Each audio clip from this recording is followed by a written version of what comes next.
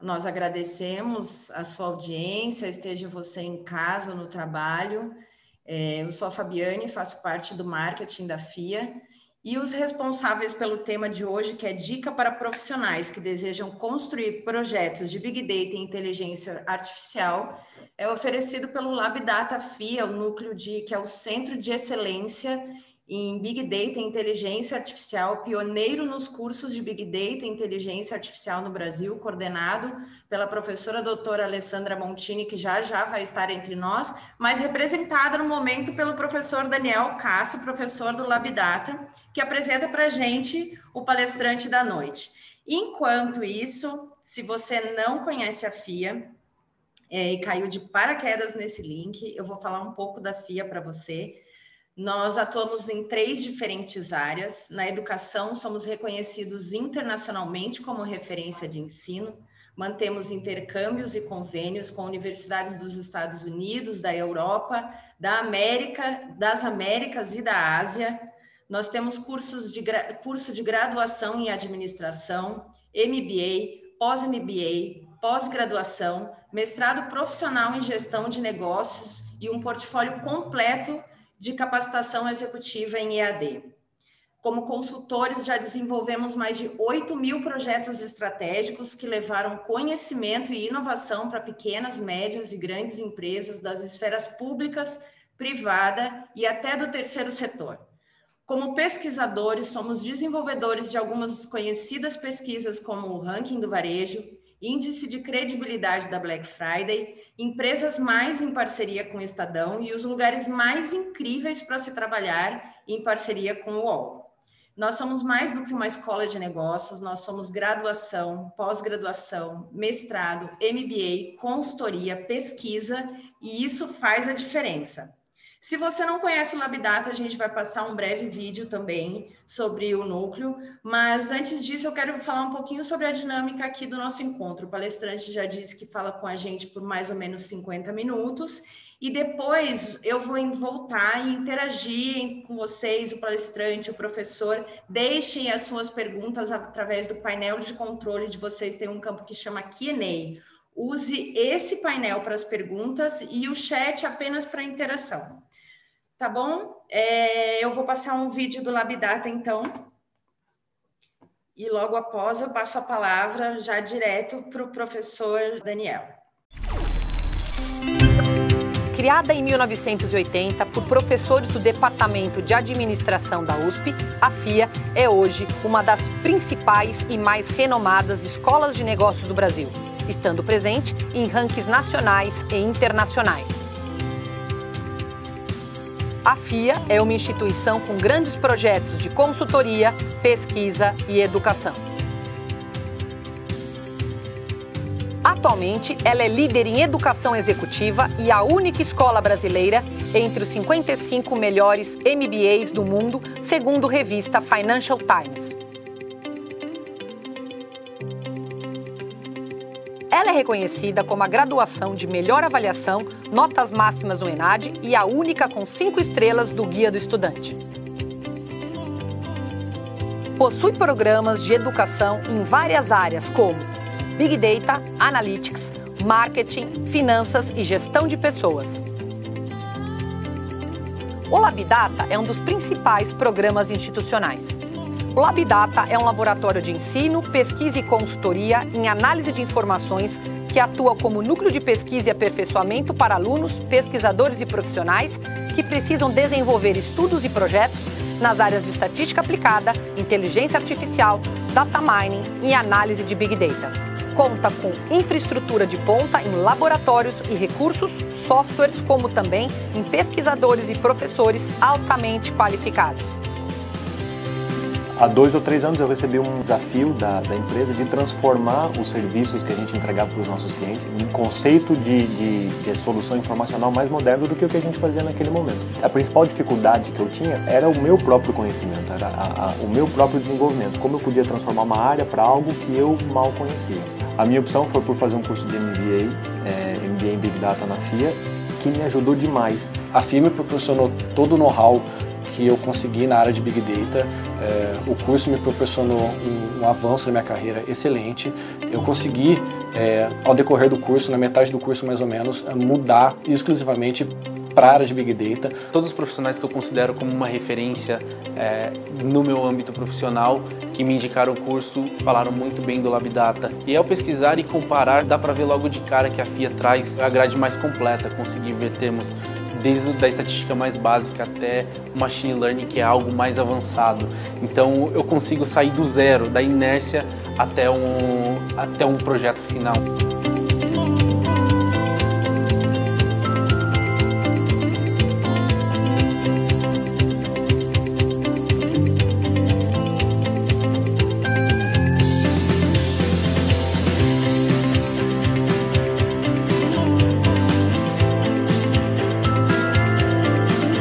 LabData há cursos para todas as fases da sua carreira, desde ensino à distância, cursos de curta duração como Hadoop, BI, inteligência artificial, machine learning, deep learning, programação em R, Spark, Python, estatística aplicada, dentre outros. Também cursos de pós-graduação e MBA Analytics e MBA em Big Data.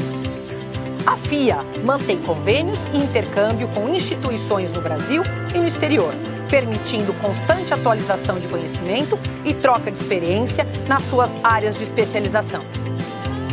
A FIA é líder em educação executiva, pioneira nos cursos de Big Data no Brasil. Depois de tudo isso que você viu, o que você está esperando? Vem para a FIA!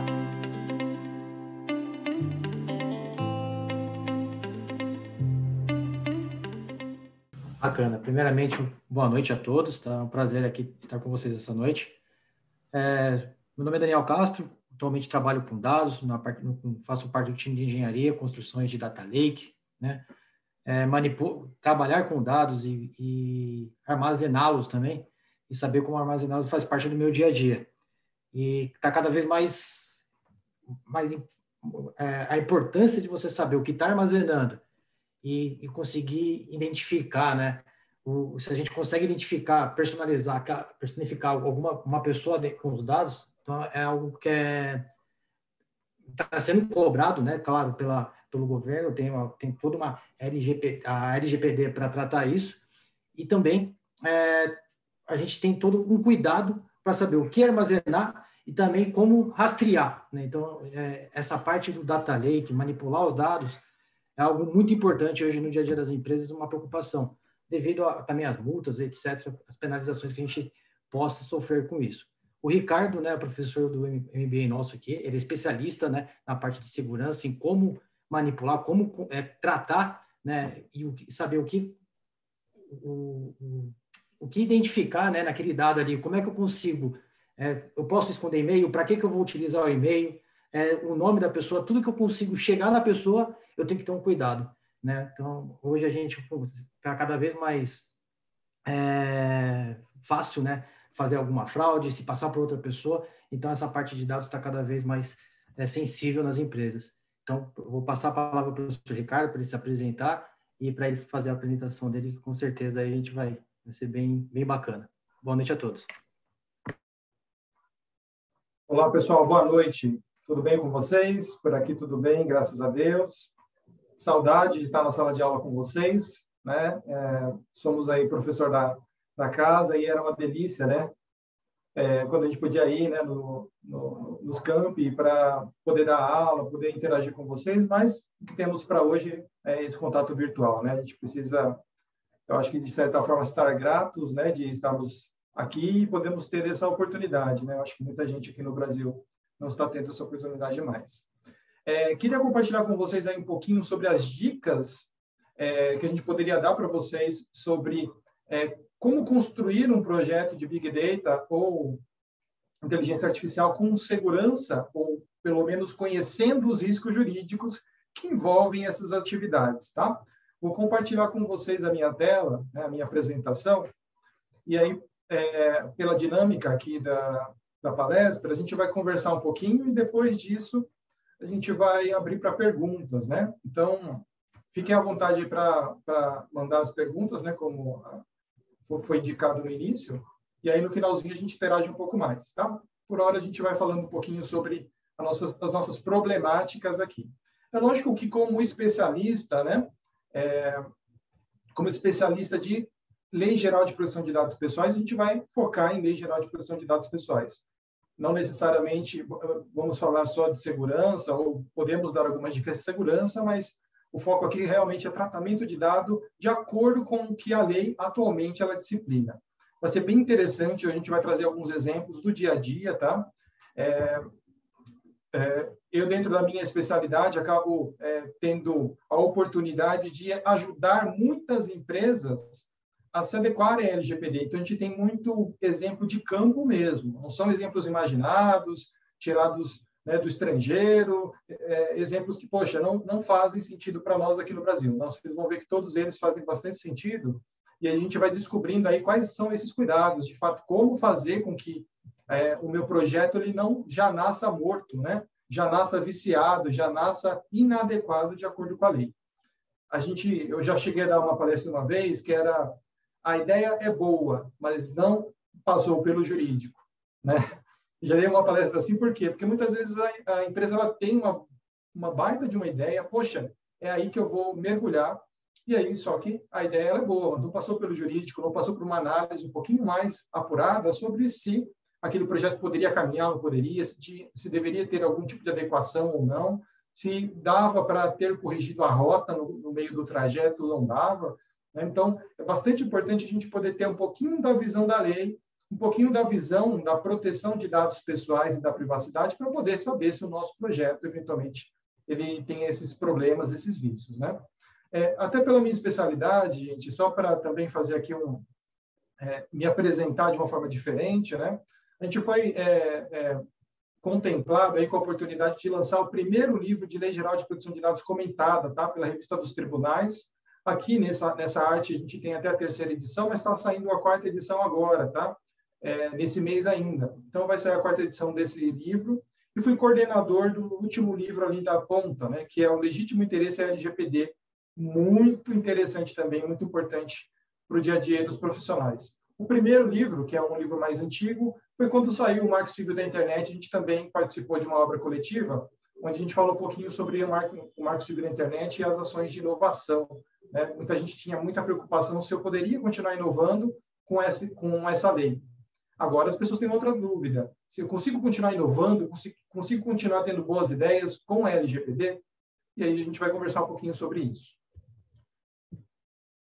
Bom, LGPD, só dando aí a identificação da lei, é uma identificação rápida, a gente está falando de uma lei que não existia até agosto de 2018.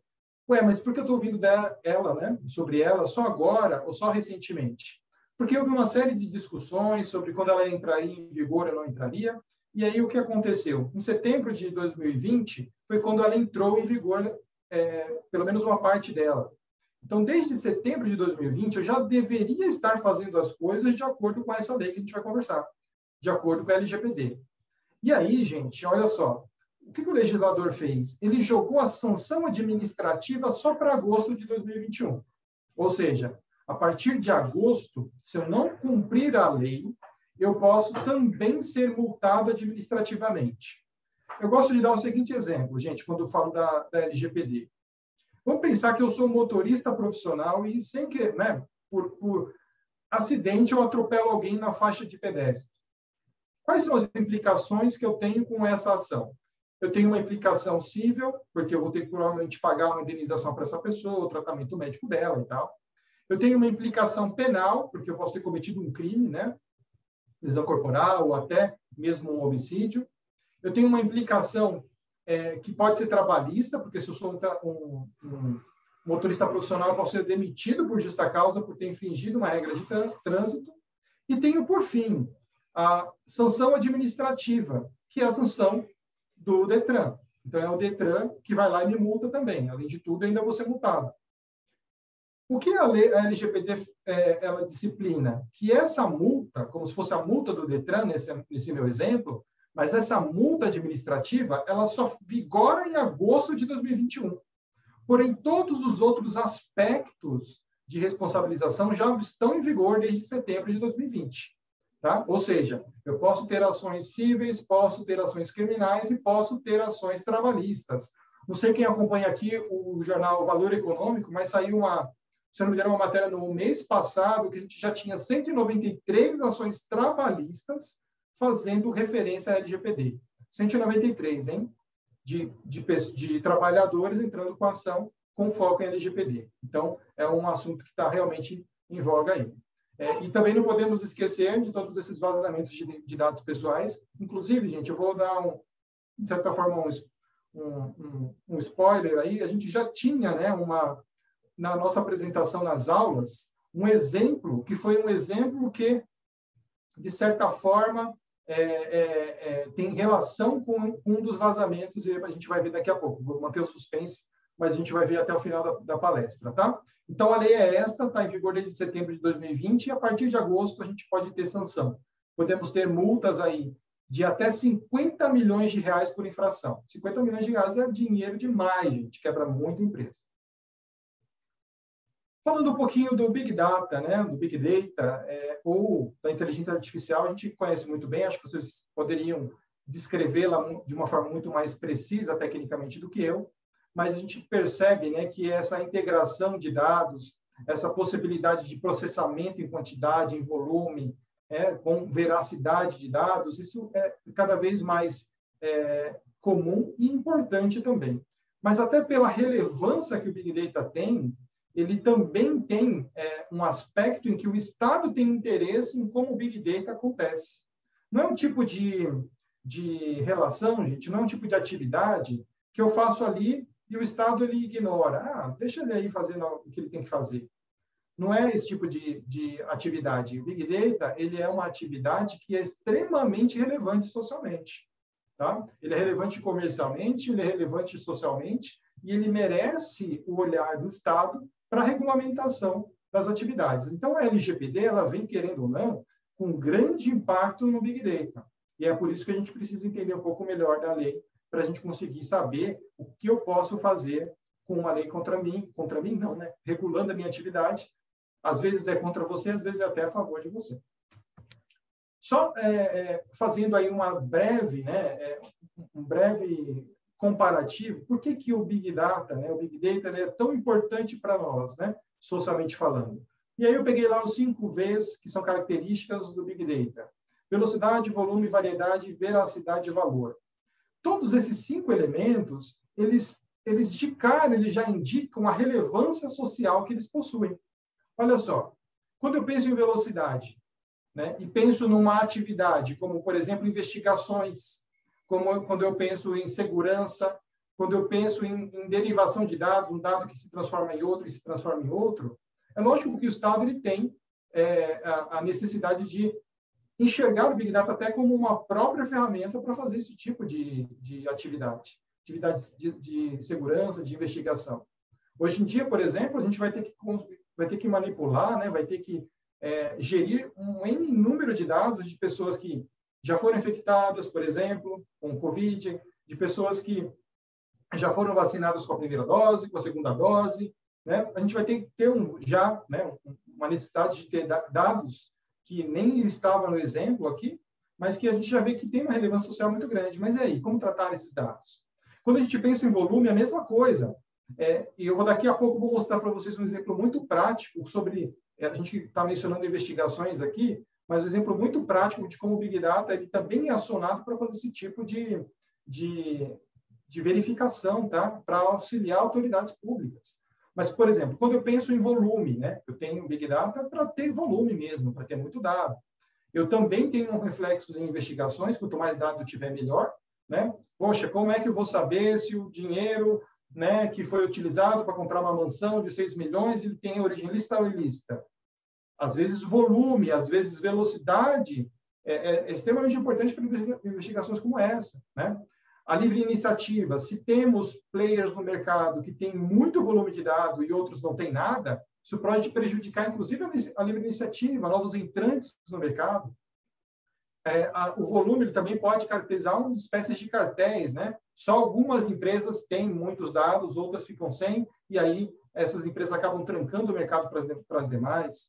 A gente poderia verificar, por exemplo, variedade, né? A variedade ela tem a ver com privacidade. Vamos pensar um Big Data com muita variedade de dados. O mesmo dado que eu consigo capturar, né, que eu consigo tratar, por exemplo, com o seu nome, poderia vir vinculado a um dado, por exemplo, de saúde, poderia ser vinculado a um dado, por exemplo, de origem racial. Então, essa variedade do dado também tem importância. Em alguns contextos, não faz sentido eu ter dados, por exemplo, dados de saúde, dados de etnia. Outros contextos eu posso ter. Mas o fato é, se eu tenho muita variedade de dados, é lógico que o Estado ele vai olhar para mim com mais atenção, porque esse volume de dados ele pode, no caso de um vazamento, caracterizar um dano muito maior para o titular. O titular a gente vai ver que é a pessoa protegida pela lei, tá? Também temos aí reflexos na coleta, reflexos no consentimento, se eu tenho variedade, como que foi coletado esse consentimento, se eu tive que usar o consentimento, se eu não tive. Bom, veracidade, direito de saber e de pedir correções. Se eu tenho Big Data e eu já não consigo contemplar um direito básico do titular, dele saber o que eu tenho sobre ele, ou eventualmente dele pedir correções, né, da informação que eu tenho sobre ele, isso daí tem um reflexo extremamente importante para a lei. Suponha que, por exemplo, eu tenha um dado incorreto dentro dos meus bancos de dados, e esse dado incorreto ele pode ser utilizado numa investigação, numa atividade de apuração, e esse dado seja usado contra o titular, e eu não permitir que ele pudesse corrigir. O volume de dados também, né, o valor que esse dado, né, que essa atividade tem, ela pode vir também a ter reflexos na tributação da própria atividade que a empresa desempenha, no enquadramento dessa atividade. Então, eu só queria dar exemplos para vocês de que as próprias características do Big Data, ele já desperta no Estado uma necessidade de querer enxergar melhor o que você está fazendo. Quero saber o que está acontecendo com esses dados. Isso a gente pode ver, por exemplo, na Europa, acontece o tempo todo. O tempo todo a gente tem alguma apuração de uso de dados no Facebook, no Google, porque a gente tem que saber. Eu quero saber o que estão sendo feitos com os dados das pessoas. O exemplo que eu ia dar, gente, olha só que interessante. Esse slide, ele é de um edital do Ministério Público Federal, solicitando que empresas se apresentem soluções de hardware e software para processar banco de dados. Olha só, eles têm dados, né? O governo ele tinha dados, mas não tinha como processar, não tinha condição de fazer com que aqueles dados se casassem, se harmonizassem, trouxessem resultados lógicos, trouxessem resultados confiáveis. Então, o Ministério Público Federal, na época do início da Lava Jato, ele lançou um edital. E esse edital ele tinha ali algumas premissas, né? Eu tenho que possibilitar que os componentes façam descobertas de informação, gerem gráficos, gerem interligações de informações, que é extremamente importante, né? Então, é só para vocês ficarem bem cientes, né? É bem natural que o Estado, reforçando mais uma vez, só para a gente terminar, tenha muito interesse naquilo que você faz, tanto com Big Data, quanto também com inteligência artificial, como a gente vai ver até o final, tá bom? Bom, aí a gente chega, finalmente, depois dessa introdução, sobre quais devem ser as minhas preocupações na construção desse tipo de projeto. Gente, a primeira preocupação que a gente tem que ter, e aí foi muito feliz o tema, né, que foi proposto para nós, porque a gente está falando do momento da construção, né? Vocês são estudantes, às vezes você já pode atuar com Big Data, mas você pode estar construindo uma solução sua, você pode estar construindo com a sua empresa, né, uma solução própria, né? Então, a gente pode já enxergar a necessidade de se adequar a esse primeiro cuidado que a gente vai descrever, que é o Privacy by Design ou Privacy by Default. Ou seja, eu pensar desde o início em privacidade, tanto a privacidade quando eu construo uma solução, como também a privacidade quando por padrão, né? A privacidade que é pensada já como padrão do meu produto ou meu serviço. Para a gente chegar nas conclusões, vamos pensar no seguinte, olha só que casa bonita, gente.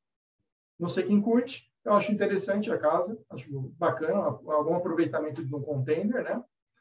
Mas olha só, vamos pensar no seguinte, você é um arquiteto e é contatado por um cliente, e o cliente ele pede para você, olha, eu quero uma casa assim.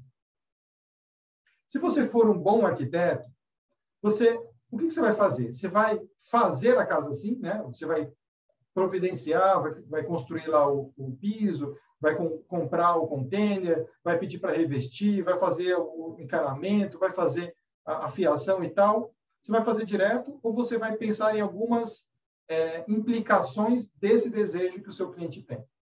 Quais implicações a gente poderia pensar e analisar se a gente fosse um profissional? Bom, primeira coisa, segurança. Será que essa casa ela provê segurança, né, para o meu cliente? Se não prover, né, eventualmente eu vou ter que fazer uma análise. Onde ela vai ser instalada? Ela pode ser instalada lá nos montes de Minas Gerais, né, ou num lugar reservado. Poxa, ali a criminalidade é baixa, eu acho que não tem problema nenhum com segurança. Mas faz sentido eu instalar isso aqui, né, dentro da região metropolitana de São Paulo? Talvez não faça sentido, porque, às vezes, ela desperta aí um olhar das pessoas que pode gerar maior insegurança. Temperatura. Faz sentido também eu pensar numa casa toda de aço, sem pensar em temperatura? Não faz sentido. Temperatura é essencial aqui. Eventualmente, eu vou ter que ter instalação de ar-condicionado para mais, para menos, vou ter que investir de uma forma diferente. Então, temperatura é lógico. A região geográfica onde ele vai ser instalado, ele implica, né, ele tem implicações para o projeto. Então, frio, calor, isso ele vai impactar dentro do projeto, vai impactar dentro do que eu estou oferecendo para o meu cliente. E também, né, gente, a gente está falando de um container aqui, mas qual é o tamanho da família? Poxa, minha família sou eu, minha esposa, 3 filhos, minha sogra, meu cachorro. Vai caber todo mundo? Não vai caber, não é adequado, né? O projeto ele é legal, a pessoa pode ter gostado, mas não parece adequado para a necessidade que se demonstra, né? Então, o que eu estou demonstrando aqui? Que quando você tem um projeto, não é você só executar, né? Não é só, poxa, então tá bom, deixa aqui comigo, eu vou executar e tal. É você pensar sobre o que você está executando, né? E eu acho que a FIA ela cumpre um papel essencial nisso, né? Porque quanto mais educação e educação de negócios, melhor fica a nossa apuração, né? O nosso pensamento para a apuração desse tipo de necessidade. Então, quando a gente pensa no Privacy by Design e Default, a gente tem que pensar no seguinte, é a lei que estabelece, não sou eu que estou falando. A lei, ela estabelece que você tem que pensar em privacidade e em proteção de dados quando você estiver concebendo o seu produto ou serviço, tá? Tem que preservar a privacidade e proteção de dados já no início, já é o projeto como embrião. Se eu não pensar em proteção de dados e privacidade, o meu projeto ele já pode nascer viciado, e aí eu vou ter que corrigir ele no meio do caminho, e essa correção nem sempre é boa, né? Nem sempre fica bacana. Por exemplo, a gente pode ver aí, há um tempo atrás, daí saiu na mídia, né? Por exemplo, o Smart TV, que tinha fragilidades em segurança e poderia, né, propiciar, por exemplo, uma invasão de um hacker, né? Que possa invadir a rede. Olha só, gente, vamos pensar no seguinte, depois que eu coloquei a TV no mercado, quanto custa para eu corrigir, né, essa inadequação? Vai ficar bom? Não vai? Será que eu vou ter que precisar de alguma intervenção física no equipamento? Né? Será que só o software resolve? Quanto custa para eu acertar o software da Smart TV? Então, é um exemplo muito básico, mas você pode levar isso para outra escala. O seu produto, o seu Big Data, ele foi pensando em privacidade e em proteção de dados? Se ele não foi, gente, o eventual vício que você venha detectar depois pode ser muito caro, pode ser muito difícil de você corrigir. Outro exemplo que é muito básico, é do dia a dia, tá? Eu selecionei um meme aqui, eu sou louco por memes, acho que é uma coisa que deixa a gente feliz em dias tão tristes como estes, né? Mas é só aqui uma figura de uma empresa que criou uma câmera retrátil, né? E olha só que maravilha, né? Vocês são da área da tecnologia, vocês já viram lá um outro meme com o fundador do Facebook com um adesivo sobre a câmera, porque ele sabe que a câmera pode, né, eventualmente estar vendo o que ele está fazendo. Né? Então, aqui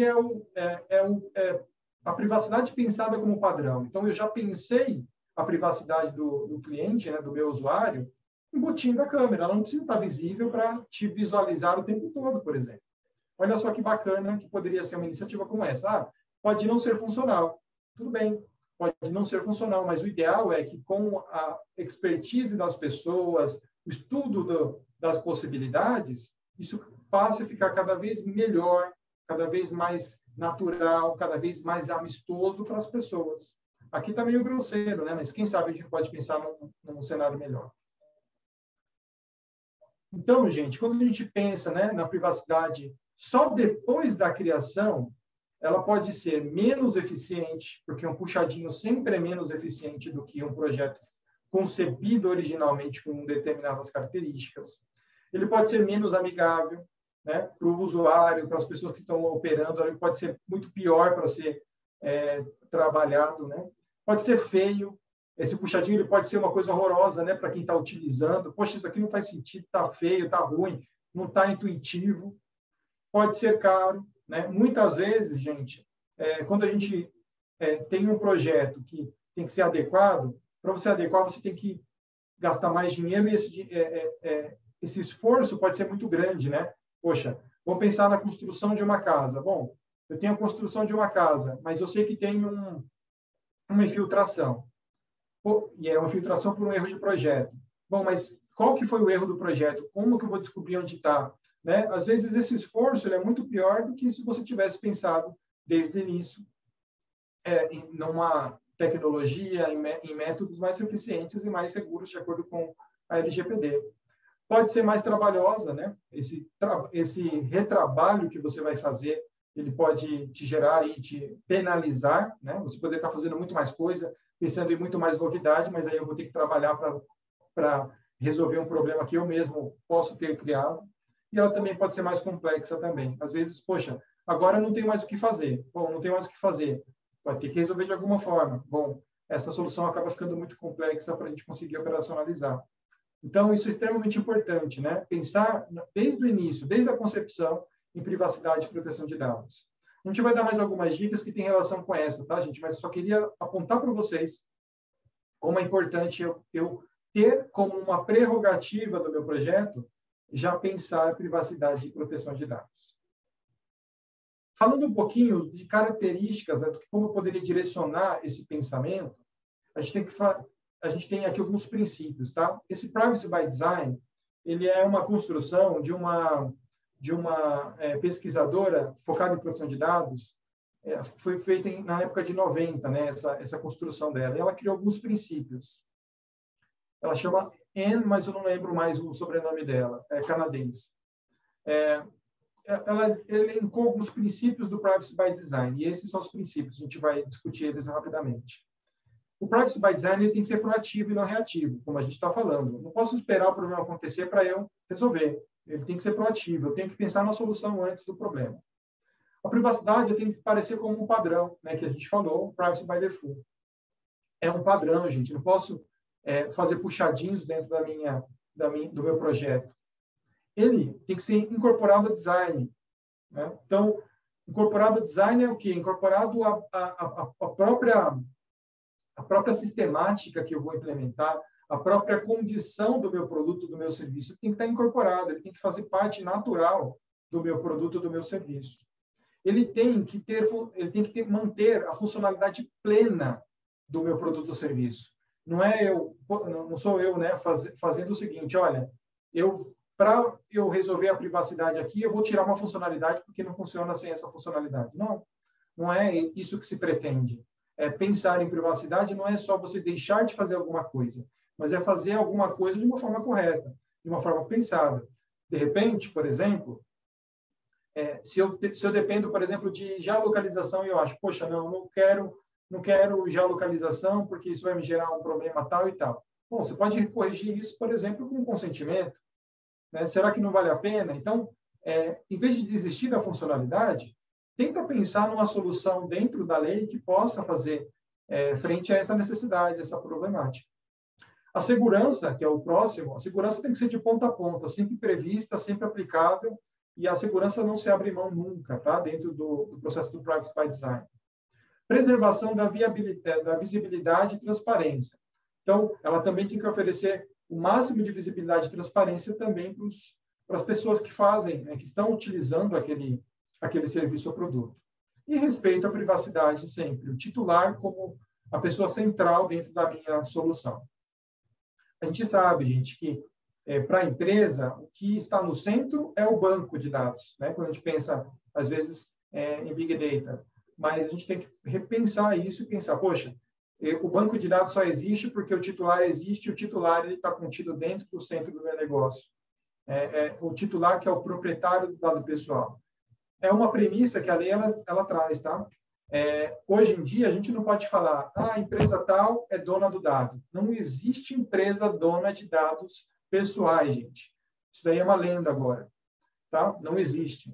A empresa é uma portadora, uma possuidora do dado pessoal. Ela tem uma autorização transitória, revogável, de ter consigo um dado pessoal.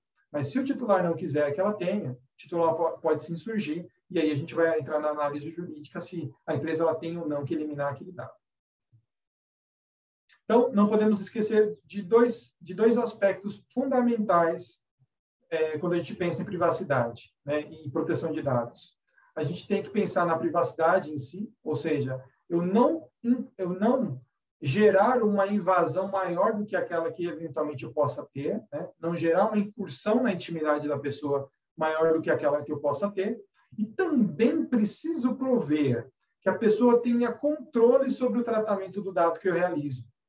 Ou seja, eu faço um tratamento do dado aqui, mas eu tenho que possibilitar que a pessoa ela conheça esse tratamento e controle, de certa forma, o tratamento. Que sentido? Ela pode, por exemplo, pedir para interromper o tratamento, pode, por exemplo, pedir para corrigir informações, pode pedir para eliminar os dados, né? Todos os pedidos vão ser analisados pelo jurídico, mas o importante é ela pode fazer esses pedidos. Por quê? Porque ela tem controle sobre esse tratamento.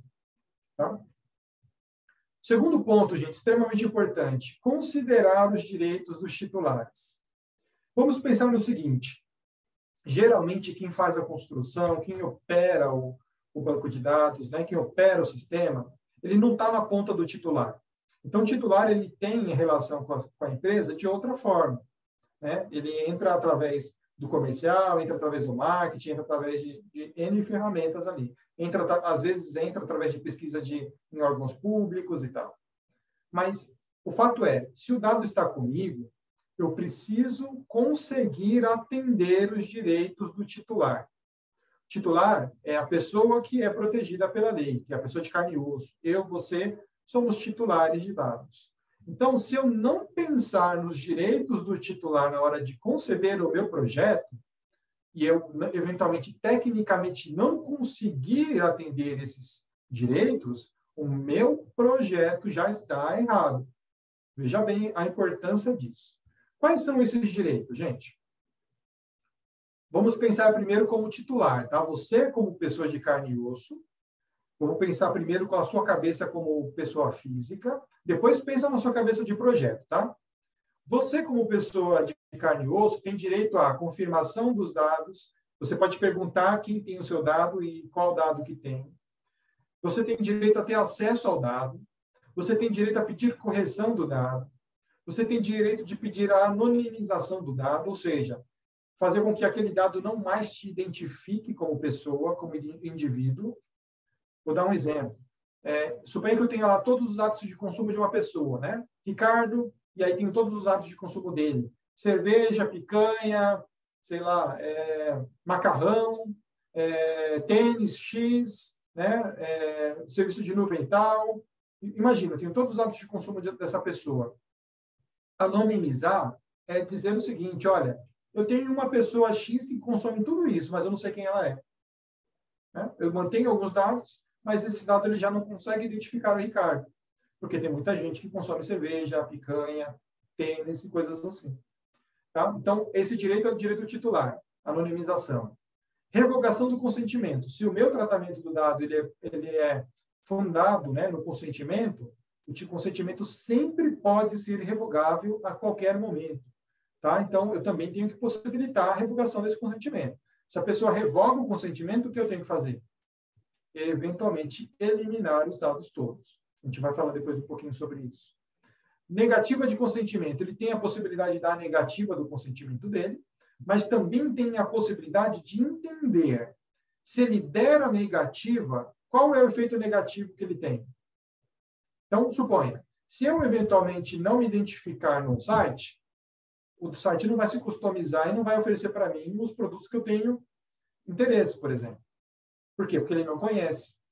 Às vezes ele pode me pedir autorização para me identificar. Qual que é o resultado negativo de eu não me identificar? Eu não ter o site customizado, por exemplo. Não ter um serviço customizado, não ter informações pertinentes a mim.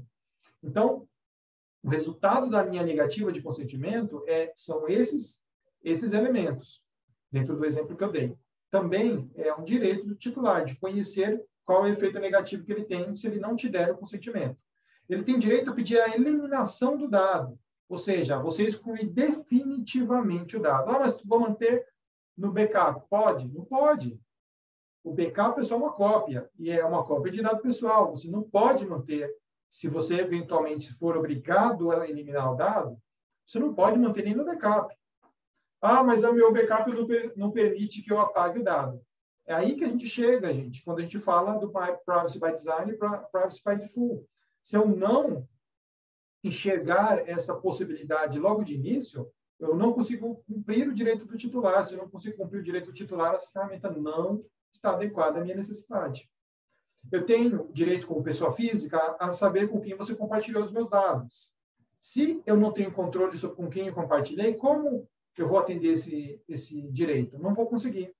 E, por fim, o titular tem direito à portabilidade. Gente. Vamos pensar o seguinte.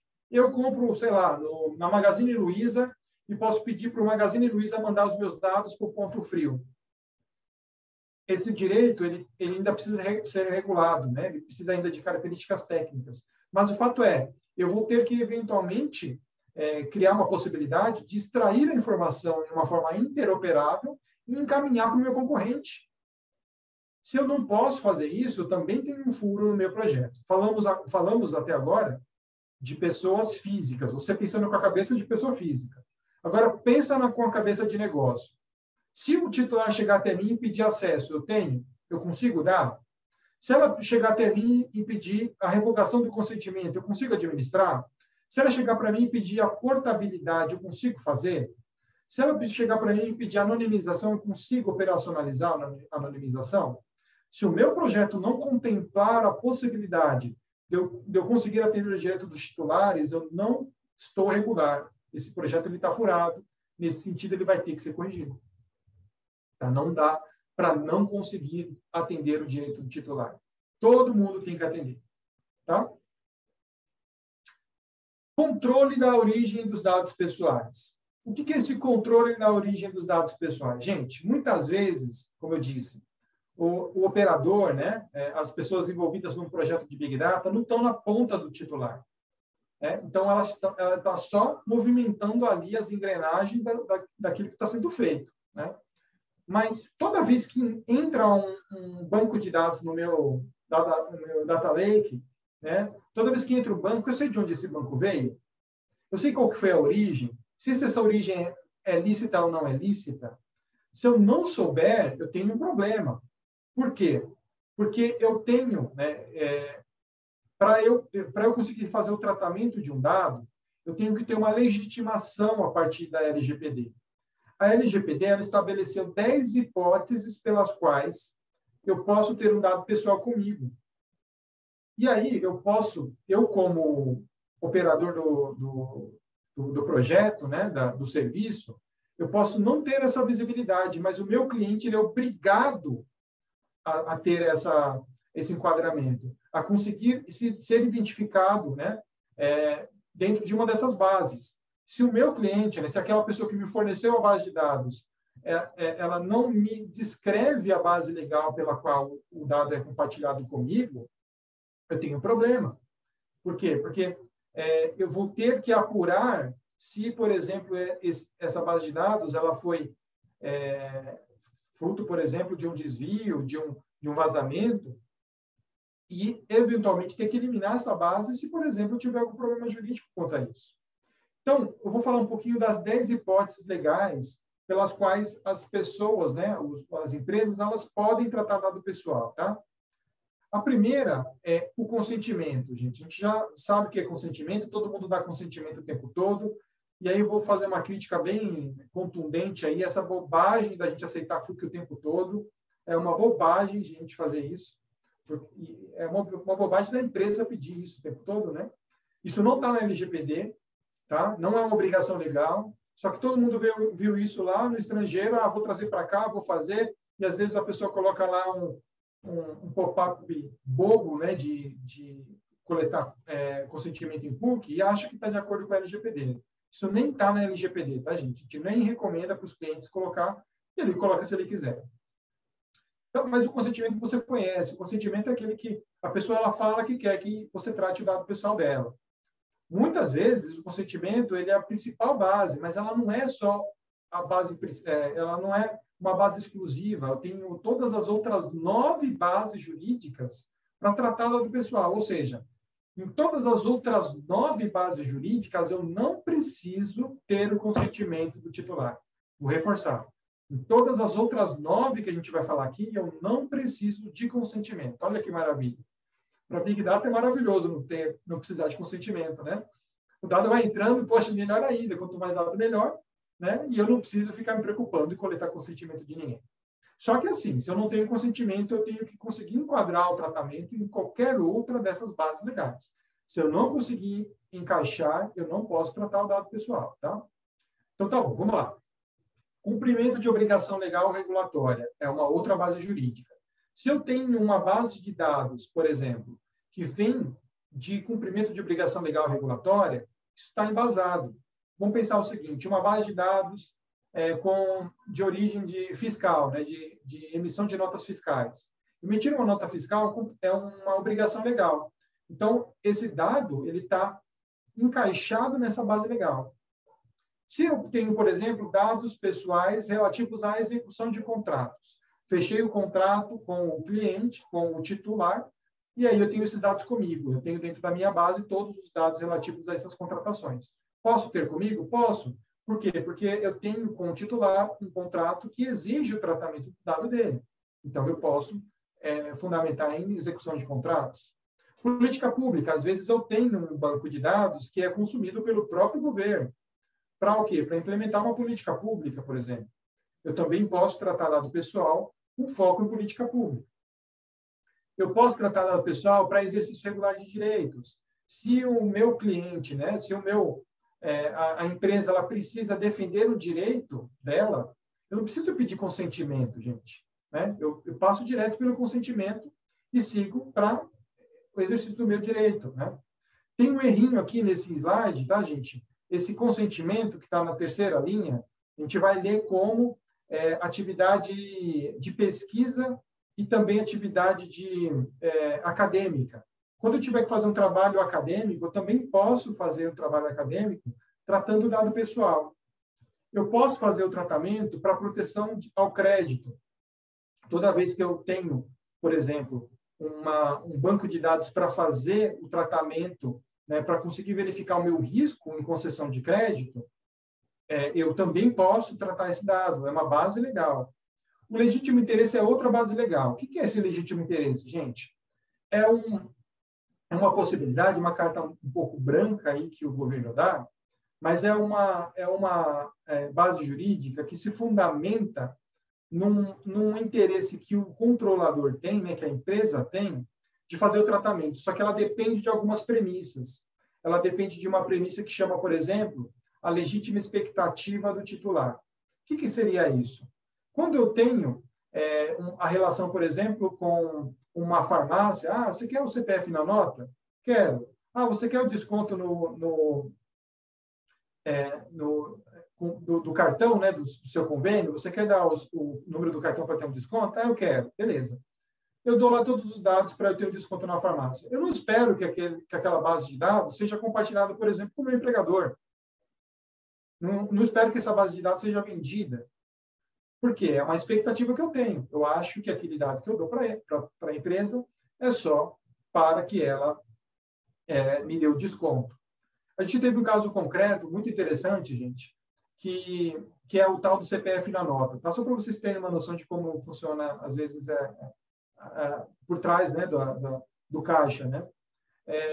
Uma rede de supermercados que a gente assessorou, ela capturava o CPF na nota. Então, é uma pergunta corriqueira. Né?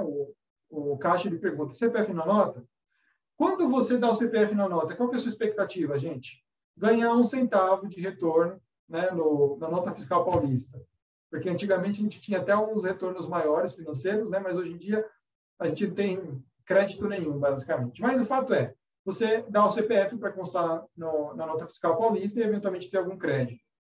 Só que essa empresa, ela capturava o seu CPF, já fazia consulta nos birôs de crédito e daqui a pouco vinha alguém oferecer crédito pré-aprovado para você. Olha só, na boca do caixa, vem uma pessoa com patins falando, olha, senhor, o senhor já tem o crédito pré-aprovado. Opa, mas quando eu tive esse crédito pré-aprovado? Quando você deu o CPF na nota. Faz parte da sua expectativa ter a análise de crédito dentro de um processo como esse? Não. Então, é nesse ponto que a gente fala sobre a expectativa do titular. Ele precisa ter a expectativa dele atendida para que eu possa utilizar o meu legítimo interesse. E aí, os dois últimos, né, proteção da vida e tutela da saúde, também são bases legais para eu tratar dados pessoais. Ainda que eu não seja o responsável pela coleta do dado na ponta do titular, é importante que quando uma base de dados é incorporada na minha base, eu saiba a origem, eu saiba quem me mandou essa base, eu saiba se essa pessoa ela tem uma dessas bases legais constituída, né, para me compartilhar comigo esse dado. Se ela não tiver, provavelmente eu tenho um dado irregular comigo. E mesmo que eu não seja a pessoa responsabilizada, eu posso ter a necessidade no futuro de ter que sanear a minha base, de ter que eliminar uma parte do meu banco de dados. E aí, como que eu vou eliminar se eu não sei as origens? Se isso não está delimitado. Então, eu preciso identificar muito bem as origens. Quarto, agregar dados pessoais sensíveis exige maior cuidado. O que é dado pessoal sensível, gente? Segundo a lei, o dado pessoal sensível é todo o dado relacionado à origem racial, étnica, convicção religiosa, opinião política, filiação de sindicato e assim por diante. Filosófica, né? Se você é filiado em alguma organização filosófica, gente, isso pode ser usado contra você, ou seja, é um dado pessoal sensível. Dado pessoal sensível é tudo aquilo que pode te gerar algum prejuízo, direto ou indireto. Então, o fato de eu ter, por exemplo, olha só como chegam as coisas. Onde chegam as coisas. Se eu sou contra ou a favor de uma vacina, isso já pode indicar, por exemplo, a minha orientação política. Olha que interessante. Então, todos esses dados que a gente está mencionando aqui, eles exigem maior cuidado na hora do tratamento. Tá? Se eu tenho esses dados comigo, eu tenho que administrá-los de uma forma diferente. A gente não vai conseguir discorrer sobre essas formas aqui. Mas é bom que você saiba, se você tem esse dado com você, você vai ter necessidade de operacionalizar de uma forma diferente. Se você tem, por exemplo, indicação de atividade política, né, como a gente colocou aqui, se você gosta do Clóvis de Barros Filho ou do Olavo de Carvalho, né, se você está dentro de alguma organização como filosófica, sindical, isso é dado pessoal sensível. Dado biométrico é dado pessoal sensível, gente. Olha que coisa interessante, né? Às vezes a fotografia, quando a imagem chega para nós, se eu não tenho condição de fazer a leitura biométrica, isso é só uma imagem, né? Eu não sei quem é aquela pessoa, não tenho condição de saber quem ela é. Mas dependendo do grau de dados que eu tenho comigo, eu posso identificar a pessoa, né? Por dados biométricos. E aí esses dados biométricos, por gerarem um identificador único, eles são dados pessoais sensíveis.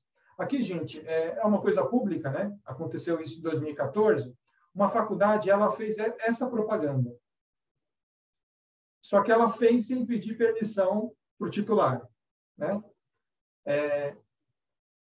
Essa imagem é um dado pessoal sensível? É um dado pessoal, né? Um dado pessoal sensível identifica a pessoa, identifica que, né, o fundador aqui do Facebook.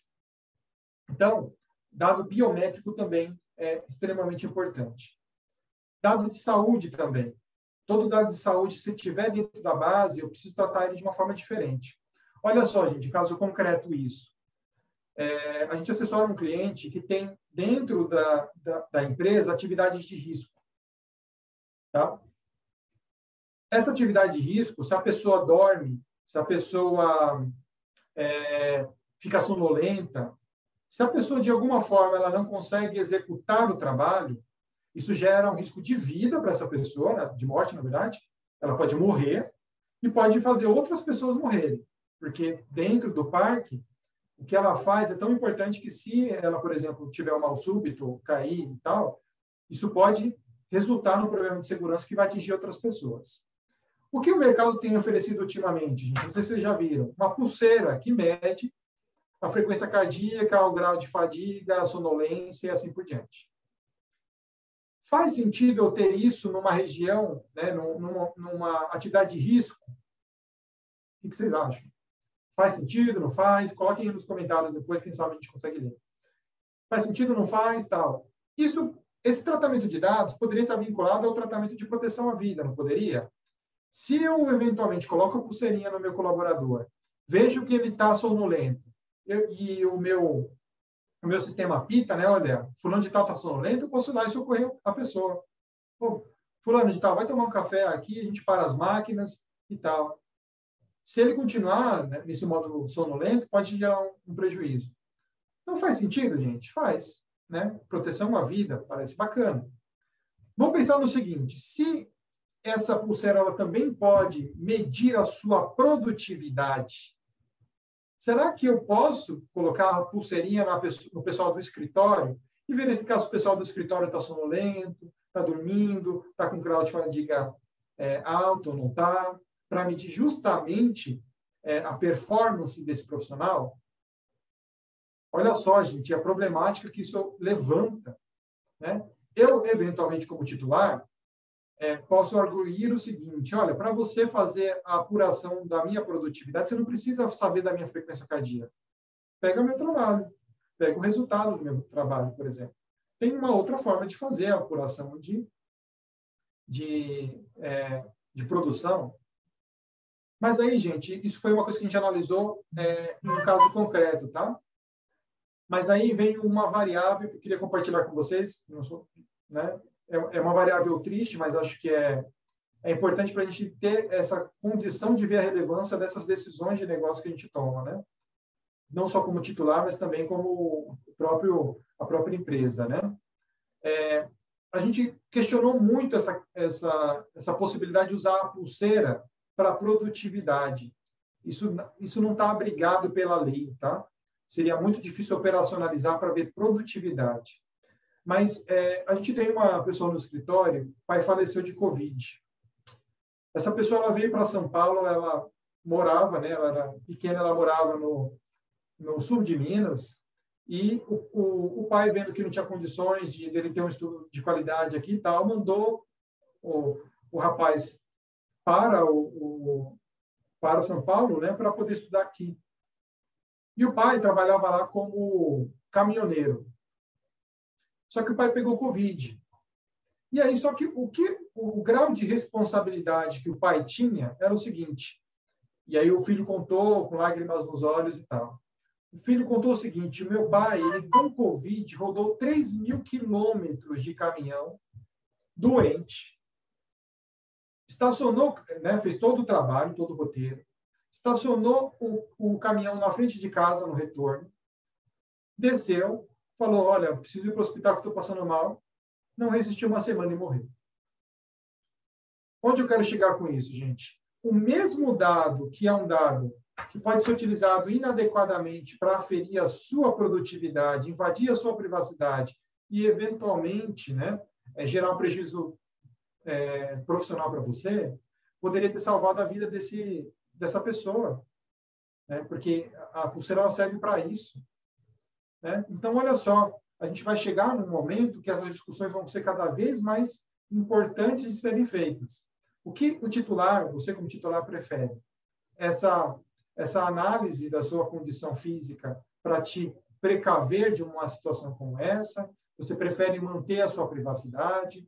E aí a empresa vai tomar a decisão também. Eu prefiro correr o risco de ter o dado comigo, prefiro correr o risco de não ter o dado comigo, correr o risco de eliminar o dado e não ter aquele ativo para eu poder trabalhar. O que eu quero fazer como empresa, gente? E o que eu quero fazer como titular? Por fim, gente, cuidado com as decisões automatizadas. Aí é um aviso bem específico para inteligência artificial, tá, gente? É lógico, a gente vai ensinando as máquinas a pensar, né? Maravilhoso trabalho, né? De conseguir fazer a máquina aprender coisas novas, de conseguir desenvolver coisas novas. E aí, é lógico, né? Dentro desses desenvolvimentos, a gente tem decisões. E essas decisões, muitas vezes, são tomadas com base em dados pessoais. Lá nos Estados Unidos, gente, uma ONG ela detectou o seguinte, né? Eles trabalhavam, né? O judiciário americano trabalhava com uma ferramenta de um determinado estado, trabalhava com uma ferramenta para dosimetria da pena. O que é a dosimetria da pena? É pegar o caso e falar, olha, quanto tempo eu vou apenar essa pessoa? Né? A pessoa cometeu um crime. Quanto tempo ela vai ficar na cadeia? E aí o juiz ele pega um checklist e vai fazendo lá. Ah, é reincidente, não é? Ah, já teve um crime semelhante, não teve? Quando foi que foi para a cadeia, quando não foi? Ele faz um checklist para saber quanto tempo a pessoa vai ser apenada, né? Só que eles descobriram o seguinte, lá nos Estados Unidos, nesse estado, eles usavam um software para fazer isso. Então, o juiz ele jogava algumas variáveis no software e aí aparecia o resultado. E aí, dentro do software, a variável cor mudava totalmente a análise da decisão automatizada, né, do resultado da análise. E aí é o mesmo problema, né, o mesmo crime. Para uma pessoa branca e uma pessoa negra, teve uma diferença de 5 anos dentro da pena dessa pessoa. Aí a gente vai pensar no seguinte, quando eu programo, quando eu penso uma solução, quando eu penso na inteligência, será que eu não estou tratando dados pessoais e dados pessoais sensíveis que vão trazer um aspecto de discriminação ilegal, né? Não é uma discriminação legal. Não é que a pessoa branca ela merecia menos pena e a pessoa negra merecia a pena justa. Não é dessa forma que se pensa. Né? Então, quando eu penso um projeto, quando eu implemento um projeto e me deparo, né, com uma situação em que eu vou ter variáveis focadas em cor, por exemplo, em religião, eu poderia, de fato, colocar uma decisão automatizada baseada nisso? Difícil, gente. Olha só, a decisão automatizada, ela, segundo a lei, ela pode ser revista se o titular pedir. E aí eu sei, vocês já vão falar, poxa, mas eu tenho algoritmos, eu tenho programações, que eu não consigo explicar como que se chegou àquela conclusão de uma forma satisfatória. Só que está na lei, gente. A gente vai precisar explicar de uma forma minimamente coerente como eu cheguei no resultado que eu apresentei para o titular. Tá? Isso está na lei. Olha só. Aí, aquele spoiler que eu dei lá no começo, né? Isso daqui eu uso nas minhas aulas, tá? Tomara que a gente volte a ter as aulas logo, né? Mas a gente usa nas aulas, tá? Isso aqui é um produto do Serasa. É um produto que chama, se eu não me engano, Mosaic. Esse produto, ele segmenta públicos. Então, é lógico que não é a Mariazinha que está pegando lá a ficha de cada um e colocando, olha, o Daniel é tal coisa, né? A Jaqueline é tal coisa, a Alessandra é tal coisa. Não é lógico que é uma pessoa que está fazendo isso. Ele tem uma inteligência por trás. Só que, olha só, na segmentação que o Serasa faz, eu tenho algumas segmentações que são segmentações que indicam uma análise que eu posso não concordar. Você é jovem, né? Deve ter muito jovem escutando a gente aqui. Pode estar enquadrado, por exemplo, nesse enquadramento que a gente está exibindo aqui. Jovens desprovidos. Você concorda que uma empresa ela tenha dentro de si uma classificação sobre os seus dados, falando que você é um jovem desprovido?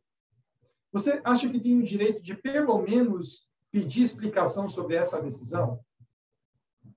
Né? Então, a gente tem, olha só, Grupo A, elites brasileiras. Grupo B, experientes urbanos de vida confortável.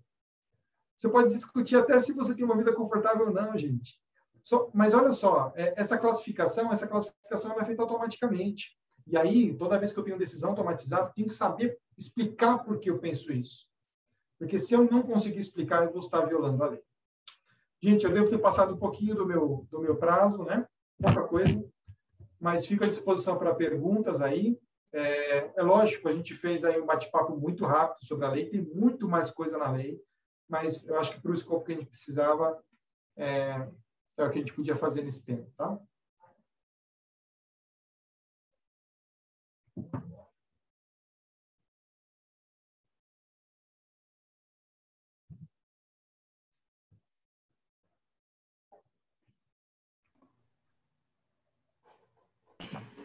É bem bacana isso que você comentou, Ricardo.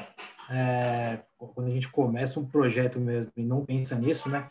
Claro, a LGPD, o Marco Civil da Internet, não pode ser um impeditivo até mesmo de criatividade, né? Para você criar alguma coisa, validar. Mas quando vai para a produção mesmo e de fato você tem que ver o termo, alinhar o termo ali de aceite, o opt-in, opt-out, porque depois que você colocou em produção, esse dado ele se multiplica, né? Então você começa, ele é usado numa base que é cruzada com outra, que gera uma outra base, que depois para você rastrear isso, ver a linhagem do dado, ter a governança é cada vez mais importante ali na montagem ali de um ambiente de dados ali no data lake, nas bases de dados relacionais, onde você está armazenando, para você de fato conseguir fazer essa extração aí, caso o usuário peça, não, eu não quero que você tenha meu dado. Então, você pensar isso no início do projeto é muito importante. As empresas que estão nascendo agora, né, as startups já pensam assim, já são drivadas, né? Mas tem muitas empresas que não tinha isso, não era uma preocupação antes, né? E hoje é muito importante. Pergunta do Carlos Martins: como se cobra um projeto de Big Data? Por hora, por pessoa, tabela de valores, etapas do projeto? Qual o formato mais comum? Eu não sei se ele está perguntando, se ele está perguntando sobre adequação jurídica ou se é sobre o projeto em si. Eu não ouvi, professor. Eu não sei, eu acho que ele não está perguntando sobre a adequação da atividade. Acho que ele está perguntando sobre a atividade de Big Data mesmo. Eu não entendi, eu não consegui entender a pergunta, não. Como que cobra um projeto de adequação de Big Data? Um projeto de adequação, geralmente tem um escopo fechado, tá? Qual é esse escopo? O primeiro é a análise jurídica das inadequações em relação à lei. É uma fotografia. Eu tiro uma fotografia da empresa em relação àquilo que ela está errada em relação à lei, o que ela está inconforme. Depois desse momento, a gente faz um plano de trabalho para corrigir essas inadequações, tá? Para uma empresa, né, a empresa ela pode ter inconformidades de 4 tipos. Uma inconformidade de pessoas, né, ou seja, a gente não tem a cultura de privacidade. A gente pode ter uma inadequação de processos. O meu processo está errado, e aí a gente precisa corrigir o processo. A gente pode ter uma inadequação de software, ou seja, meu programa, os meus sistemas não contemplam aquilo que eu preciso fazer. E eu também posso ter uma inadequação documental ou jurídica, né? Eu não sei quem eu sou em relação à lei, não sei se eu sou um controlador, se eu sou um operador, e também não sei o que eu estou contratando com os terceiros, não sei qual é a minha posição como agente de tratamento de dados. Então, isso é bem comum. Então, são 4 tipos de gaps, né, que a gente chama. E aí, para cada tipo de gap, a gente tem uma tratativa. De qualquer forma, é possível dimensionar e fechar o escopo nessa adequação, tá? Geralmente, o principal item que a gente dimensiona são o número de áreas, tá? Geralmente não é a atividade da empresa, mas o número de áreas que ela comporta. Até porque se a gente pensar que a empresa sempre é responsável pelo dado dos colaboradores, né, dos terceirizados, dos representantes legais, a gente sabe que ela vai ter um trabalho de back-office muito grande para fazer também, além de fazer o trabalho do próprio core business, né?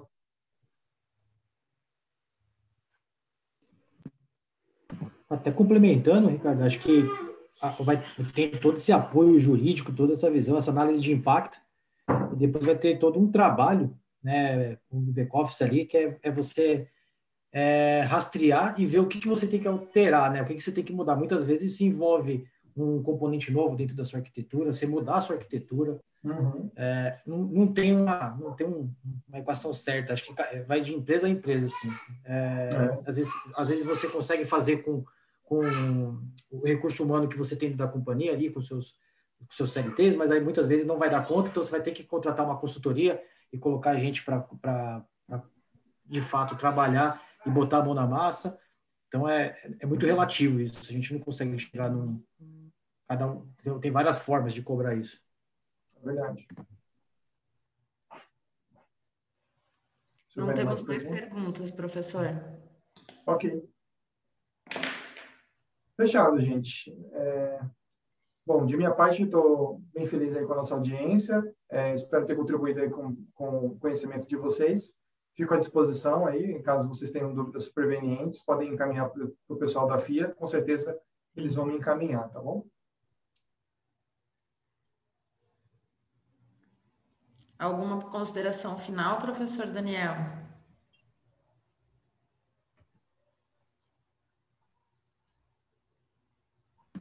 Tirando aqui do mudo. Não, acho que foi... Obrigado pela aula, Ricardo. Acho que esse é um assunto que está muito quente aí nas companhias, de modo geral. Isso é uma preocupação... Está muito sensível, né? Então, hoje... Aquilo que eu falei no começo, né? Se vaza um dado, vazamento de dado hoje tem um impacto muito grande ali. Você consegue, tem gente fazendo uma intenção, né? Entra lá no WhatsApp com seus dados, começa a pedir dinheiro, consegue pedir empréstimo. Então, hoje com o dado, você tem que ter muito cuidado mesmo. E esses cuidados que o Ricardo pontuou, né? De você conseguir chegar na pessoa. Só de você falar que você não precisa falar o endereço dela, mas você falou que é uma pessoa loira que mora na rua tal, você já consegue chegar próximo da pessoa ali. Então, você tem que ter muito cuidado e às vezes, tudo que for sensível, mascarar certinho, ter um controle de acesso de quem está acessando aquela informação, o porquê. Então, obrigado mesmo pela aula. Estava com saudade já dessa aula do Ricardo. Muito bom. Espero que o pessoal tenha aproveitado bastante. Eu acho que são dúvidas aí que ocorre muito aí no dia a dia das empresas, de modo geral. Obrigado, certo. Ricardo. Esse foi mais um tema oferecido pelo LabData, o Centro de Excelência em Big Data e Inteligência Artificial da FIA. Esteve conosco o Ricardo Oliveira e o professor Daniel Castro.